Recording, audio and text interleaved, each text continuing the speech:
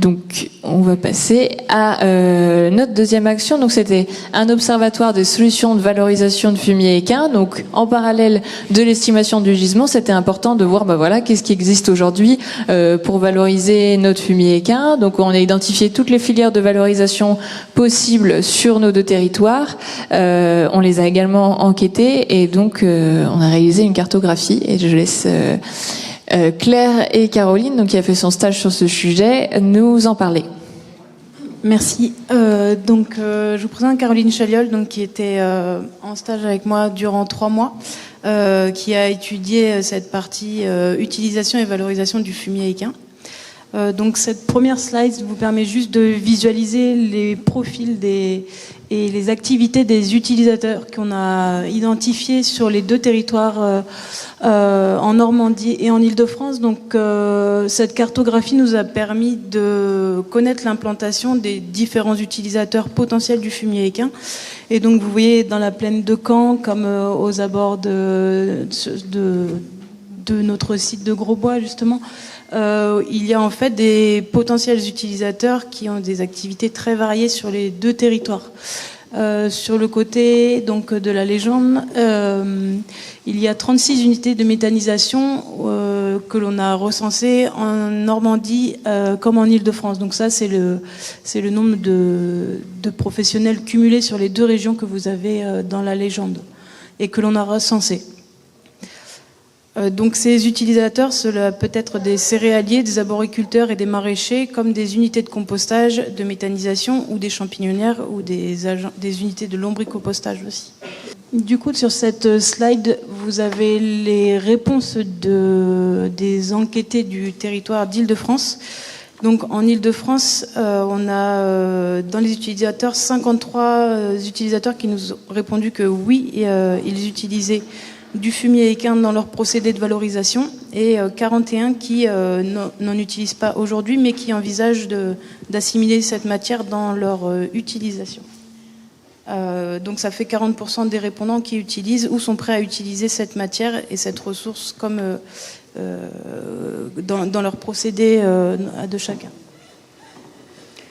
Donc ici vous avez la valorisation, l'utilisation faite par ces utilisateurs qui nous ont répondu à l'enquête. Donc ça fait écho en fait à ce qu'on avait identifié auprès des producteurs, c'est l'épandage direct qui est la valorisation première faite du fumier équin. Donc juste une petite précision par rapport à ce procédé, il s'agit autant du fumier brut que du fumier composté. En tout cas l'état du fumier je vous donne juste une indication sur l'état du fumier qui est mobilisé dans le cadre de cette valorisation. On a aussi des individus qui procèdent au compostage, à la méthanisation, au lombricompostage, quelques champignonnières sur le territoire et le paillage aussi pour les maraîchers notamment. Est-ce que tu as d'autres éléments ? Donc après, on vous présente une information sur les différents procédés. Donc parmi nos répondants, donc on a en fait beaucoup de maraîchers. On a 25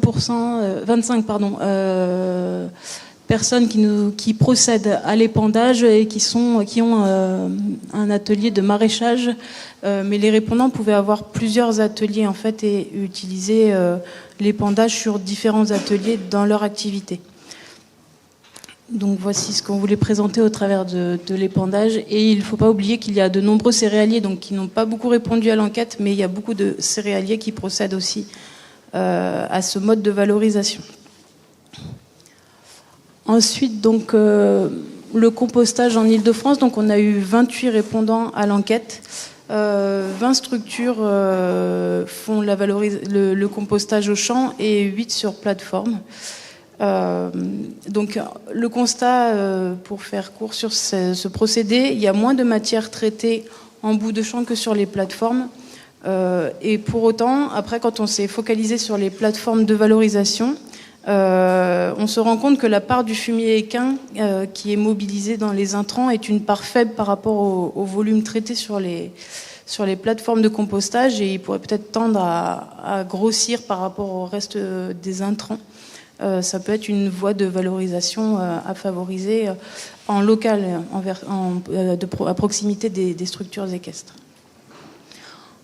Ensuite, donc on a eu moins de données et moins de retours sur la valorisation dans le procédé de méthanisation et en champignonnière. Donc ici, vous avez les résultats des trois unités qui nous ont répondu, donc avec des différentes voies utilisées dans leur procédé de méthanisation.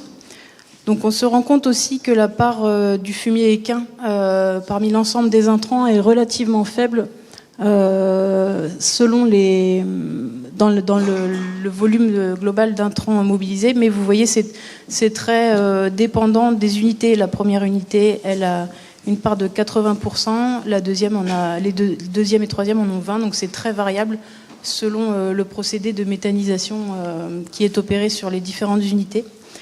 Et concernant les champignons de Paris, donc on a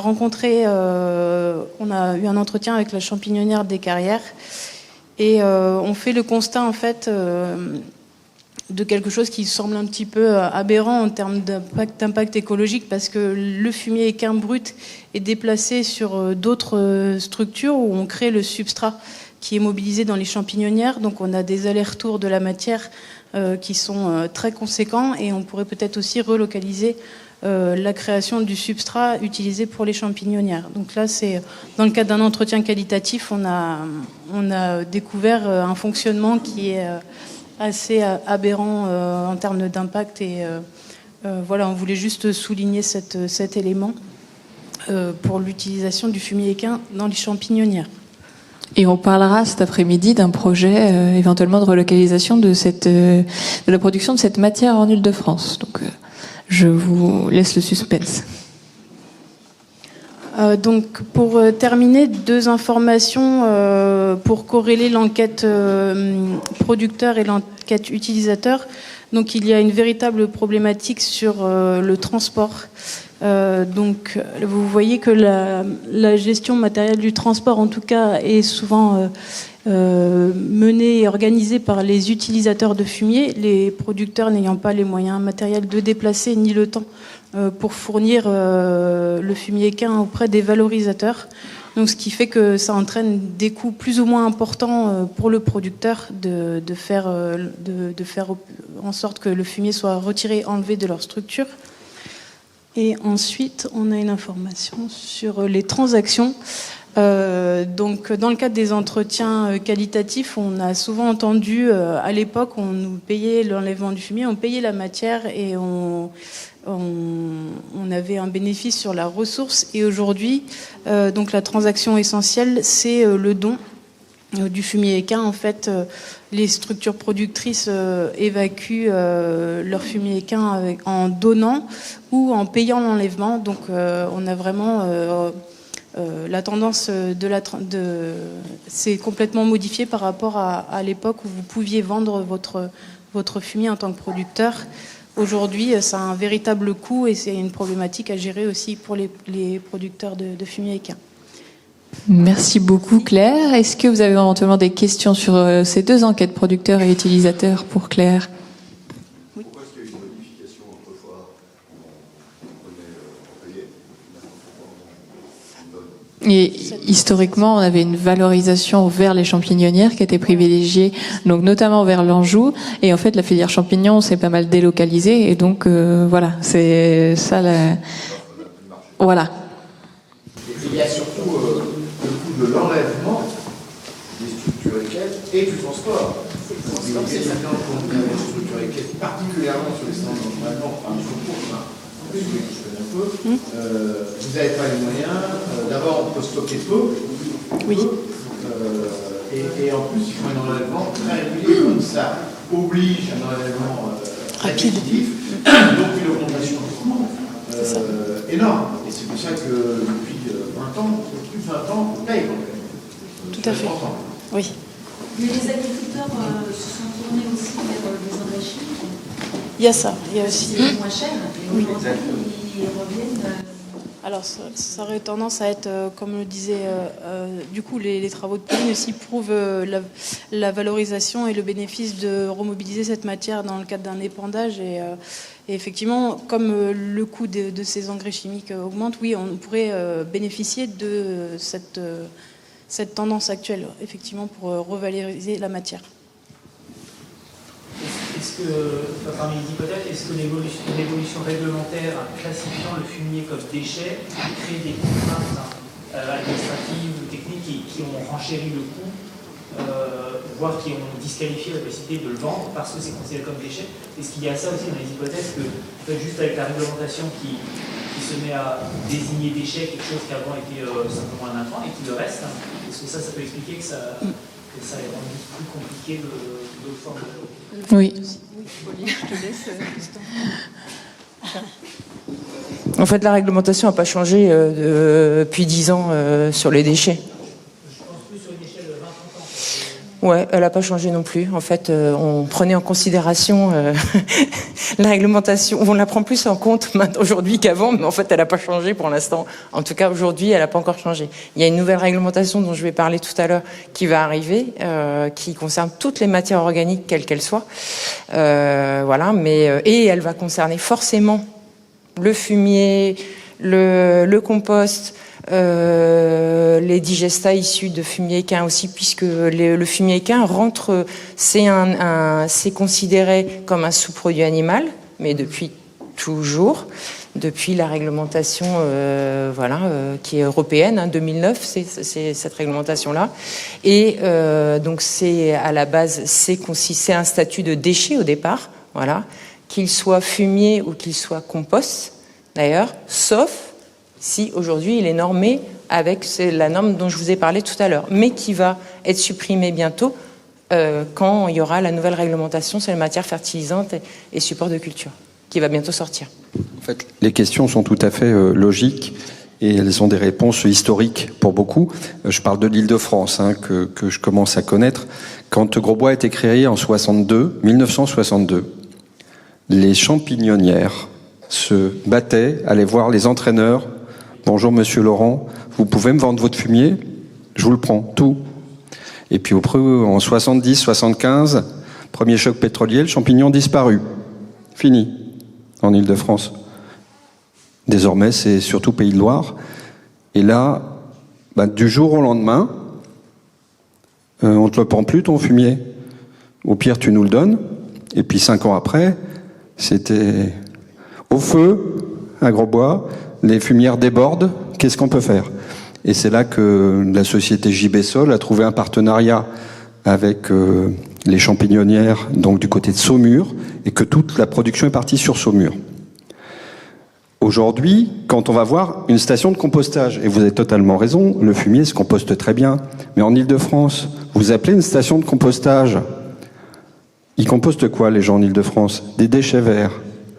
Chaque fois que vous prenez une camionnette pour aller amener 1 tonne de déchets verts, on vous accueille évidemment avec le sourire, puisque vous mettez 20 € minimum de la tonne dans la boîte à l'entrée de la station de compostage. Il est évident que vis-à-vis de la valeur agronomique que l'on a, nous, avec nos produits, la station de compostage, elle n'a aucun intérêt, puisque la station de compostage, elle fait son business, effectivement, sur le traitement de déchets. Et je vous rejoins tout à fait sur les interventions, c'est qu'aujourd'hui, on a cette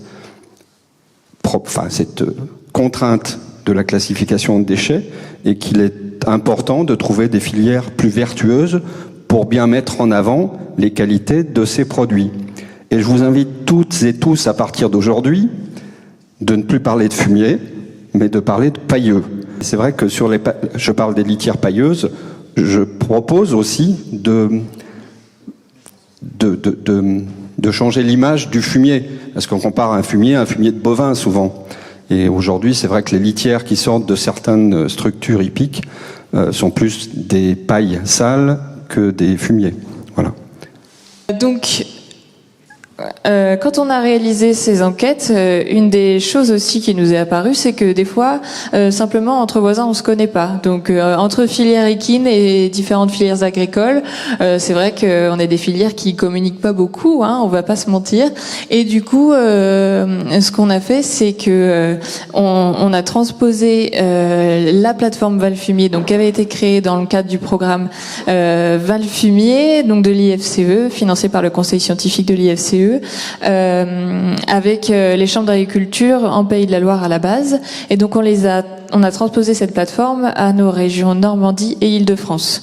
Donc l'idée de la plateforme, donc voilà, c'est un site internet, donc la page d'accueil c'est celle-ci, et l'idée c'était de regrouper toutes les ressources qu'on a produites autour des différents sujets. Donc tous les supports que vous allez voir aujourd'hui, toutes les études auxquelles on va faire référence, elles sont disponibles sur cette plateforme. Donc vous avez différents onglets, notamment références documentaires et témoignages.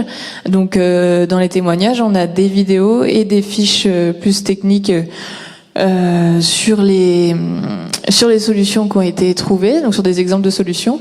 Et on a aussi une partie sur la plateforme, vous pouvez en tant que producteur de fumier équin vous inscrire, donc sur la partie gérant de structure équine, proposer votre fumier. Si vous cliquez dessus, vous arrivez sur un formulaire comme celui-ci où vous renseignez un certain nombre d'informations sur votre gisement, le type de fumier, la quantité que vous estimez, etc. et également vos coordonnées. Et cette annonce va apparaître sur une carte comme celle-ci. Et donc l'objectif, c'est de rendre visibles les endroits où il y a du fumier disponible pour les utilisateurs potentiels. Donc quand on clique sur un petit cheval, on tombe sur voilà le descriptif exactement donc ce que la structure équine a rempli. Et aujourd'hui, nous on diffuse donc cette plateforme à voilà toutes les personnes qui pourraient potentiellement avoir besoin de fumier. Donc c'est un outil qui est totalement gratuit, voilà, qui est fait à destination des structures équestres, mais également des utilisateurs pour trouver du fumier, qui est assez visuel, ergonomique. Et donc, si vous souhaitez vous y inscrire en tant que producteur ou trouver du fumier en local autour de chez vous en tant qu'utilisateur, rendez-vous sur le site de l'IFCE pour consulter ces offres ou pour vous y inscrire.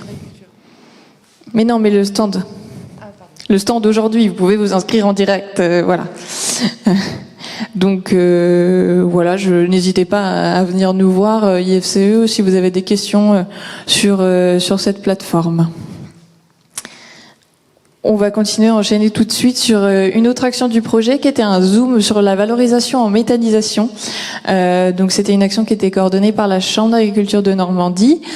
Et donc il y avait différents livrables, donc des enquêtes aussi qui ont été faites dans les deux régions, un outil de calcul, un guide pratique et aussi des objectifs de mise en relation. Donc je laisse Anne Valrich vous présenter quelques-uns de ces livrables. Là ce sera assez synthétique et cet après-midi ce sera beaucoup plus développé dans la partie méthanisation. Donc bonjour à tous, je suis Anne Valrich, je suis conseillère agricole énergie à la Chambre d'agriculture de Normandie en charge du sujet de la méthanisation. Et donc dans le projet Équifumier, la Chambre d'agriculture de Normandie a piloté l'action de valorisation sur la méthanisation. Donc je vais vous présenter certains résultats. Comme l'a dit Oriane, je vais aller très très vite parce que cet après-midi on va en reparler et tout est disponible au stand de la Chambre d'agriculture. Donc n'hésitez pas à venir me voir après si vous avez des questions. Donc pour répondre à la question est-ce que le fumier équin a un intérêt en méthanisation, on s'est dit qu'il fallait qu'on aille un peu plus loin dans la connaissance de ce fumier équin pour aller en lien avec ce qu'avait fait Pauline sur les caractéristiques générales du fumier. On a cherché à savoir quel était le potentiel méthanogène du fumier équin. Alors, avant Équifumier, on le connaissait quand même déjà. On avait quelques données, mais on avait du mal à savoir d'où venaient ces données, dans quelles conditions ont été faites les analyses. Voilà. Donc, on a voulu faire une synthèse de toutes les données qui étaient connues sur le potentiel méthanogène du fumier équin. Et donc, on s'est concentré sur cette mesure, sur le potentiel méthanogène, parce que c'est la mesure qui renseigne sur la quantité maximale de méthane qui est produit par unité de masse. Donc, c'est vraiment sur cette mesure qu'on s'est concentré. Alors, sur la méthode, juste rapidement, du coup, on a décidé de faire une synthèse bibliographique de tout ce qui existait sur le potentiel méthanogène. Donc on a repris notamment des études qui ont été utilisées par Pauline sur les caractéristiques du fumier équin. Et à ça, on a complété avec des données de la filière, parce qu'il y a de nombreux constructeurs, bureaux d'études, laboratoires qui ont analysé le potentiel méthanogène du fumier équin. Et donc on a rassemblé tout ça dans cette étude. Et donc je remercie voilà, tous les acteurs qui y ont contribué et qui m'ont envoyé des analyses qu'ils avaient réalisées. Donc assez rapidement, le potentiel méthanogène, donc on a eu 68 données qu'on a analysées par rapport à différents critères. Là, c'est la moyenne. Donc on a une moyenne de potentiel méthanogène qui est à 183,6 mètres cubes de CH4, donc de méthane par tonne de matière organique. C'est l'unité utilisée pour exprimer le potentiel méthanogène. Et ce qu'on peut dire de ça, de ce potentiel moyen, c'est qu'il est plutôt assez intéressant. En fait, c'est une moyenne qui est proche des fumiers de bovins. Donc on l'a dit déjà avant, hein, de toute façon le fumier équin est assez similaire à un fumier bovin, mais inférieur à d'autres matières utilisées en méthanisation comme le lisier de porc. Ce qu'on voit aussi, c'est qu'il y a une grande disparité entre les fumiers, ils n'ont pas tous la même qualité, et on le voit parce qu'il y a une énorme différence entre la valeur minimum et la valeur maximum. Et donc dans cette moyenne, on a vraiment rassemblé tous les types de fumier pour essayer d'avoir vraiment une valeur que tout le monde pourrait utiliser, et ensuite on va plus loin dans le détail en fonction du type d'effluent. Donc là, c'est le potentiel méthanogène en fonction du type d'effluent. Donc on avait 3 types, crottin seul, fumier sur copeaux et fumier sur paille.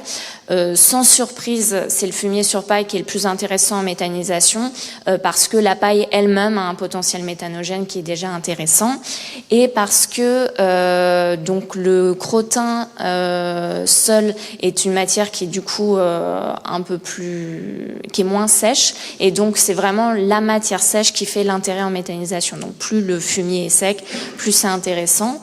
Et le fumier sur copeaux, il est moins intéressant parce que tous les produits qui sont à base de bois, enfin tout ce qui est ligneux, ça n'a pas vraiment d'intérêt en méthanisation, puisqu'au contraire ça inhibe un peu l'action des bactéries. Donc c'est plutôt, on va dire, à éviter. Moins intéressant en tout cas, ou pas en grande quantité.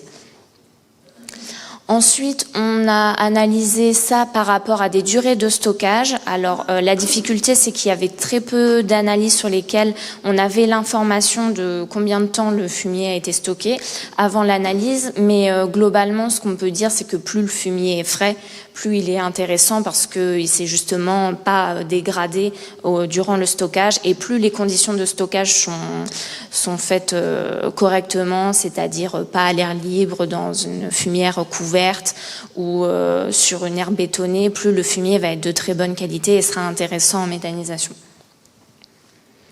Ensuite, on a voulu analyser aussi le potentiel méthanogène par rapport à on a appelé ça la fiabilité de la source, parce qu'on avait quand même 2 types de données. Les données bibliographiques pour lesquelles on avait une bonne connaissance des conditions dans lesquelles l'analyse a été réalisée, puisque c'est des analyses réalisées en laboratoire, et les données filières pour lesquelles, là, on n'a pas forcément l'information sur les conditions, d'où ça vient, combien de temps ça a été stocké. Donc on s'est dit que ça pouvait être bien de séparer quand même les 2 données. On n'a pas voulu rejeter complètement les données de la filière parce qu'elles sont un retour d'expérience qui est quand même très intéressant à intégrer à ce type de synthèse.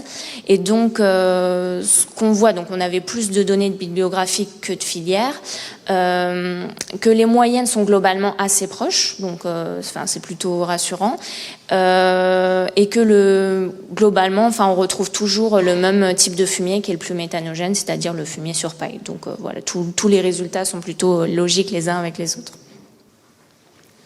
Alors le potentiel méthanogène des fumiers équins, vous pouvez utiliser cette valeur si vous en avez besoin.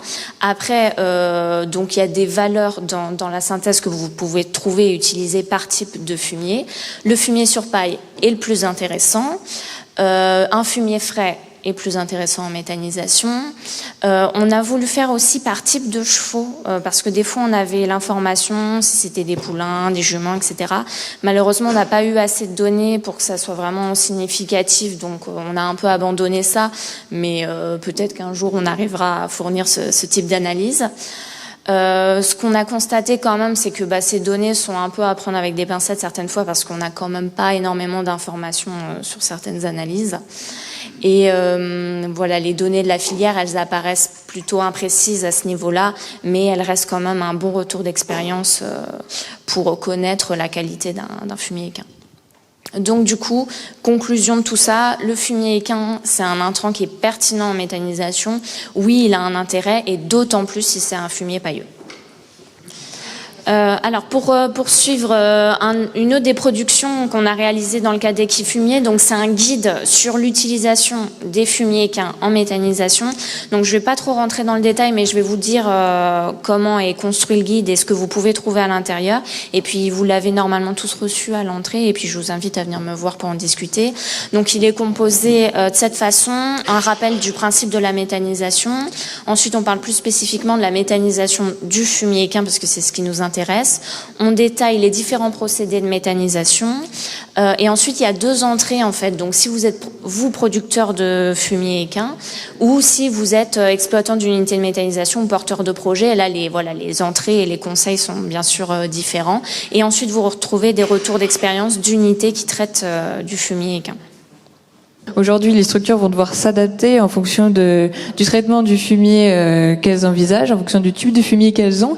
Et donc, en réponse à cette problématique, nous avons créé, donc, à l'occasion d'un stage de Madame Bordicourt qui est juste là, une analyse comparative justement des différentes solutions qui s'offrent à vous pour valoriser le fumier en fonction du type de fumier de chaque structure. Donc, c'est une analyse au cas par cas, et je laisse Loïse la présenter. Et ensuite, on aura une petite vidéo pour que vous vous rendiez compte de l'outil. Alors bonjour à tous. Donc dans le cadre de mon stage cet été au Haras du Pin avec Pauline, j'ai participé du coup au développement d'un outil d'aide à la décision. Donc c'est un outil qui va permettre d'entamer une recherche de solutions de valorisation. Il va permettre aussi de centraliser toutes sortes de ressources, données économiques, données technico-économiques sur l'outil, afin d'en apprendre plus en fonction de votre fumier, en fonction de ce que vous voulez en faire, en fonction des besoins aussi des valorisateurs. Donc voilà, c'est un outil qui est sous format PowerPoint et qui vous permet de faire une simulation pour choisir une solution de valorisation qui est adaptée à votre fumier et aux demandes des valorisateurs. Donc là, on va passer une petite vidéo avec ma douce voix en arrière-fond qui vous présente l'outil et comment l'utiliser. Et la forme finale ne sera pas forcément comme ça, il y a encore des petits ajustements techniques de contenu et de forme, mais sur le principe, c'est cet outil-là. Bienvenue à tous sur cette vidéo explicative de l'outil d'aide à la décision sur la valorisation du fumier.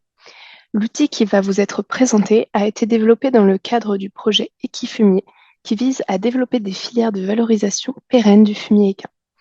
Parmi les actions menées, l'action 6 a pour objectif de concevoir un outil d'aide à la décision pour les exploitations équines qui permettent d'identifier les solutions de valorisation les plus adaptées aux caractéristiques du fumier. Cette vidéo a pour objectif de vous présenter le fonctionnement de l'outil qui va vous permettre de choisir une solution de valorisation selon la nature de votre fumier, la manière dont vous le gérez et les contraintes des filières de valorisation existantes. Au total, 15 fiches solutions sont disponibles et ont le format que vous pouvez observer ici. Il vous est possible de réaliser plusieurs simulations afin d'avoir accès à plusieurs fiches résultats. Les boutons qui vous permettent de choisir une réponse à la question posée sont en orange, comme celui-ci. Il vous suffit de cliquer dessus pour être amené à la suite de la simulation. Ce premier clic vous emmène donc à un mode d'utilisation écrit de l'outil. Vous retrouverez donc sur toutes les fiches dites de questions, l'intitulé de la question en bleu en haut, les boutons de choix en orange, des ressources techniques dans le bandeau inférieur, et en haut à droite, 2 boutons qui vous seront bien utiles. Le premier, c'est la flèche, il vous permet de revenir à la question précédente. Et la maison vous permet de faire une nouvelle simulation. Dans certains cas, vous serez invité à cliquer sur cette maison. Donc, il est bien important de lire les informations de texte. Elles vous aident à suivre le bon cheminement et à avoir une simulation optimale. Commençons la simulation en cliquant sur le bouton orange en bas à droite. on retrouve bien la première question avec l'intitulé en bleu en haut, les deux boutons, les boutons de choix et des ressources techniques dans le bandeau inférieur. Donc on va cliquer sur choisir sa laitière pour l'exemple. Et normalement, nous allons être redirigés vers une page internet, comme présenté ici. Donc voilà une fiche typique que vous pouvez retrouver en cliquant sur les liens qui présentent du coup des informations complémentaires. Je retourne sur mon diapo et pour l'exemple, je vais cliquer sur paille de blé. Il suffit maintenant de dérouler la simulation en cliquant sur les boutons de votre choix. Ici, je vais cliquer sur oui. Cette diapositive me demande de me familiariser avec les différentes filières de valorisation pour ensuite choisir celle qui me convient. En effet, les textes soulignés vont vous permettre d'être amenés à d'autres diapositives dites d'information qui vont vous donner quelques informations sur les solutions de valorisation et qui vont vous permettre par la suite de faire un choix réfléchi. Cliquons par exemple sur Digesta. Donc ici, on voit bien une petite définition, les avantages et inconvénients de la solution, encore des ressources qui nous permettent d'en apprendre plus sur la solution de valorisation. Donc cette diapositive est vraiment une pause dans la simulation. Ce n'est en aucun cas une fiche résultat, il est donc important de continuer la simulation en cliquant sur ce bouton. Vous avez donc pu prendre connaissance des différentes filières de valorisation et faire un choix. Donc nous allons prendre pour l'exemple valorisation sous forme de compost ou lombricompost. Sur cette diapo, encore quelques informations chiffrées. Au vu de ces informations, vous allez pouvoir faire le choix qui vous convient le mieux. Nous allons cliquer pour l'exemple sur compostage. Ici, je clique sur oui. Est-ce que la totalité du fumier sera valorisée sur site? Alors, pour répondre à cette question, vous avez tout d'abord un petit fichier Excel qui vous permet d'estimer votre quantité de fumier. Parce qu'en fait, une fois que vous aurez votre quantité de fumier estimée, vous allez savoir si oui ou non vous allez pouvoir valoriser tout votre fumier sur site. Si ce n'est pas le cas, l'information textuelle ici vous invite à cliquer par la suite sur la case maison pour effectuer une deuxième simulation. Donc il y aura une première simulation qui est celle qui est en cours pour valoriser la première partie de votre fumier et une deuxième simulation relative à la deuxième partie de votre fumier qui ne sera pas utilisée sur site. Nous allons donc cliquer sur surplus de fumier et nous voilà arrivés sur une fiche résultat avec en haut la solution de valorisation et ensuite les avantages et inconvénients de la solution. Les avantages techniques, les avantages socio-économiques, les avantages environnementaux et les avantages réglementaires. Si je me souviens bien, je dois donc cliquer sur la maison pour effectuer une deuxième simulation pour la suite de mon fumier. Me voilà de retour à la première question, je reclique sur paille. Cette fois, je clique sur non. Sur non également. Et là, 3 solutions s'offrent à moi. Une solution locale avec la contractualisation avec une filière de valorisation, la mise en relation avec un négociant ou alors aucune de ces solutions. Donc je vais choisir par exemple de me mettre en relation avec un négociant. Me voilà arrivé à une deuxième fiche, ce résultat. Je la lis, j'en prends connaissance et là par exemple j'observe qu'il n'y a pas énormément d'avantages environnementaux. Or c'est quand même quelque chose que je souhaite pour la valorisation de mon fumier. Alors je clique sur la flèche retour et je choisis par exemple la contractualisation directe pour essayer de trouver une solution qui me convienne mieux. Je vais cliquer sur plateforme de compostage par exemple. Et voilà une fiche résultat qui personnellement me convient plus en termes environnementaux. J'en prends connaissance et je vais pouvoir mettre fin à ma simulation en cliquant sur le bouton en bas à droite. Voilà ici la diapositive de fin qui recense quelques sites internet qui ont été utiles à la création de l'outil. N'hésitez pas à aller y jeter un œil, il regorge d'informations qui pourront vous être utiles. Voilà, n'hésitez pas à aller les consulter. Et maintenant, c'est à vous de jouer. Voilà pour la présentation de cet outil qui sera disponible sur la plateforme Valfumier dont je vous parlais juste avant, incessamment sous peu.